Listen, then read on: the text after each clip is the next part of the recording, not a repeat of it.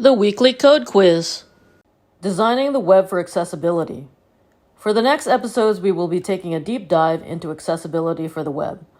Although we have been presenting accessibility concepts throughout, we want to focus on this issue because the average website is still not compliant with standards despite the existence of ADA, or Americans with Disability Act laws in the United States, and the adoption of accessibility standards globally for the World Wide Web. Why is accessibility important? Because making the web open to all was a foundational tenet when it was established. And we all benefit when design standards are adopted for those who might have accessibility issues. What are some examples of this? When you decide to enlarge the font on a website because you've misplaced your reading glasses.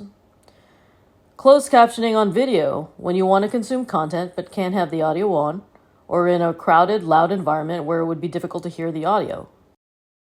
When your internet connection is poor and you aren't loading images, but the alternative text allows you to know the content of the image anyway. When you would rather listen to a web page or a book app instead of reading it because you want to multitask. When you don't have time to watch a video, but you can scan the transcript for the key points. All of these options exist because they were developed for those with accessibility issues so they can consume the content in an alternative way. So when we design the web to those who need extra help, we benefit everyone. Designers should be leaders in this area because more often than not, our clients are unaware of the importance of accessibility and even the legal ramifications of their non-compliance. Bottom line, designing for accessibility is good design.